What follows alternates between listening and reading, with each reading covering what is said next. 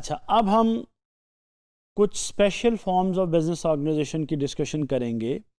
ایک بات آپ لوگ یاد رکھیے کہ یہ کورس تو فنڈامنٹلی انٹروڈکشن ٹو بزنس کا ہی ہے، اور بزنس کا مطلب کمرشل ایکٹیویٹی ہی ہے، اس لیے ہم زیادہ باتیں تو اس میں کمرشل ایکٹیویٹی سے متعلق ہی کریں گے، لیکن اب کہیں کہیں چونکہ ناٹ فار پروفٹ آرگنائزیشنز بھی بہت زیادہ آ گئی ہیں، لہٰذا کہیں کہیں ہم ان کی ڈسکشن بھی کرتے رہیں گے، تو اس کو اپنے کانٹیکسٹ میں آپ سمجھنے کی کوشش کریں گے۔ اچھا، اب ہم بات یہ کر رہے تھے کہ صرف سول پروپرائٹرشپ، پارٹنرشپ اور کمپنی سے ہی سارے جو ہمارے چیلنجز ہوتے ہیں بزنس کی دنیا کے وہ حل نہیں ہو جاتے ہیں۔ اب ہمیں جدید دنیا میں کچھ جدید مسائل اور کچھ جدید ریکوائرمنٹس بھی ہوتی ہیں، ان کے لیے اسپیشل فارمز جو ہیں وہ آج بھی اس کی ضرورت پڑتی ہے اور کل بھی اس کی ضرورت پڑتی تھی، اور شاید آنے والے کل میں اور اسپیشل فارمز کی ہمیں ضرورت پڑے گی۔ تو جس طرح میں نے بتایا کہ پروفیشنل آرگنائزیشنز کے لیے، نان پروفٹس کے لیے، کوآپریٹیوز کے لیے، اسپیشل انویسٹمنٹس کے لیے آپ کو اسپیشل پرپز آرگنائزیشنز چاہیے ہوتی ہیں۔ تو اب جو ہماری سیریز آف ڈسکشن ہے اس میں ہم اسپیشل فارم آف آرگنائزیشنز کے اوپر ہی گفتگو کریں گے۔ تو اس سلسلے میں سب سے پہلی جو ہمارے پاس فارم آف آرگنائزیشن ہے وہ کوآپریٹیو سوسائٹی ہے، فارم آف اونرشپ جو ہے۔ آپ لوگوں نے عام طور پہ بہت سی ہاؤسنگ سوسائٹیز کے نام سنے ہوں گے۔ عام طور پہ ہاؤسنگ سوسائٹیز جو ہیں وہ کوآپریٹیو سوسائٹی کے طور پہ کام کر رہی ہوتی ہیں۔ کوآپریٹیو سوسائٹی عام طور پہ ایک بزنس ہوتا ہے which is owned and managed by a group of individuals for their mutual benefit، یعنی کسی ادارے کے امپلائیز ہیں، انہوں نے مل کے کہ ریٹائرمنٹ کے بعد سب لوگوں کو اپنے اپنے گھر مل جائیں، ایک کوآپریٹیو سوسائٹی بنا لی ہے، مقصد اس کا ہاؤسنگ ہے، تو اس کو ہم ایک کوآپریٹیو سوسائٹی کہیں گے۔ وہ اس کو فار پروفٹ بھی چلا سکتے ہیں، فار نان پروفٹ بھی چلا سکتے ہیں۔ اچھا، عام طور پہ ایگریکلچر میں، ہاؤسنگ میں، کریڈٹ یونینز میں یہ کامن ہوتی ہے۔ اس کے فیچرز یہ ہوتے ہیں کہ اس میں 1 ممبر 1 ووٹ ہوتا ہے، یہ بہت ڈیموکریٹک آرگنائزیشن ہوتی ہے، اور اس میں اگر کوئی پروفٹ ہو یا بینیفٹس ہوں تو وہ ممبرس کے درمیان اکارڈنگلی شیئر کیے جاتے ہیں۔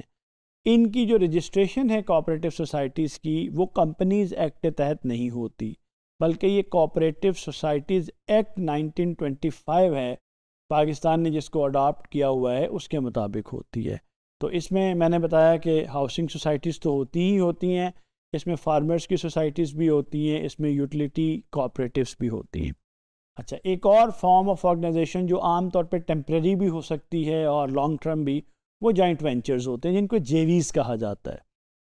یہ دراصل جو 2 یا 2 سے زیادہ بھی بعض اوقات جو آرگنائزیشنز ہوتی ہیں، بزنسز ہوتے ہیں، یہ لوگوں کے درمیان نہیں ہوتی، یہ اداروں کے درمیان، آرگنائزیشنز کے درمیان ایک پارٹنرشپ ہوتی ہے فار اے اسپیشل پروجیکٹ اور پرپس۔ اس کو جوائنٹ وینچر کہا جاتا ہے۔ اس کے اندر شیئرڈ رسک اینڈ پروفٹ ہوتا ہے آرگنائزیشنز کا، اور جب پروجیکٹ ختم ہوتا ہے تو یہ ختم ہو جاتی ہیں، اور یہ ایز سا کمپنی رجسٹرڈ ہو بھی سکتی ہے، جوائنٹ وینچر نہیں بھی ہو سکتا ہے۔ عام طور پہ construction, oil and gas, infrastructure اور انٹرنیشنل کلیبوریشنز میں آپ کو نظر آتا ہے۔ آپ لوگوں نے Iran Pakistan gas pipeline کے بارے میں سنا ہوگا، آپ لوگوں نے سی پیک کے بارے میں سنا ہے، جو ایک بہت آپ سمجھ لیں کہ گیم چینجنگ پروجیکٹ ہے، جو روڈ اینڈ بیلٹ انیشیٹو ہے چائنا کا۔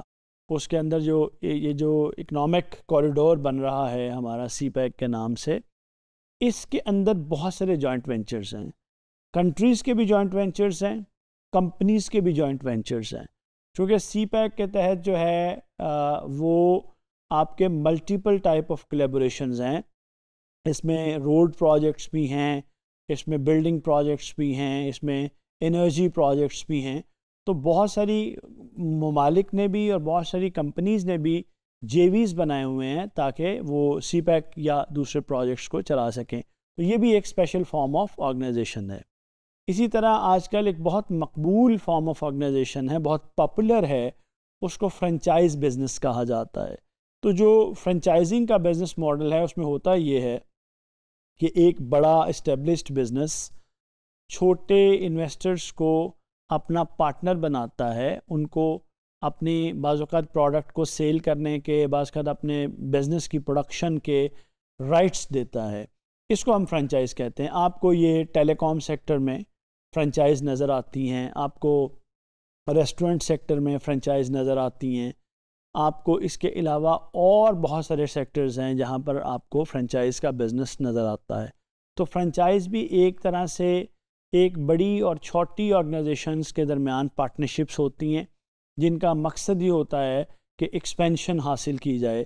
چھوٹی آرگنائزیشن کو ایک بزنس بیک مل جاتی ہے، بڑی آرگنائزیشن کو ایک پرپز فل ایکسپینشن اس کے اندر حاصل ہو جاتی ہے۔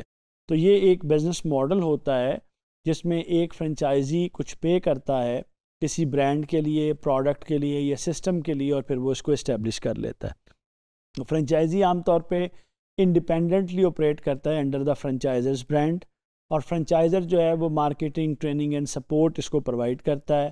عام طور پہ میں نے جس طرح بتایا فاسٹ فوڈ، ریٹیل اور سروسز کے اندر یہ پاپولر ہوتا ہے، اور بڑے بڑے برانڈز جن کے نام آپ جانتے ہیں وہ مارکیٹ میں اس کو فرنچائز سسٹم کو فالو کرتے ہیں۔ امید ہے آپ کو یہ اسپیشل آرگنائزیشنز کا جو ڈسکشن ہے وہ کلیئر ہوئی ہوگی۔ شکریہ۔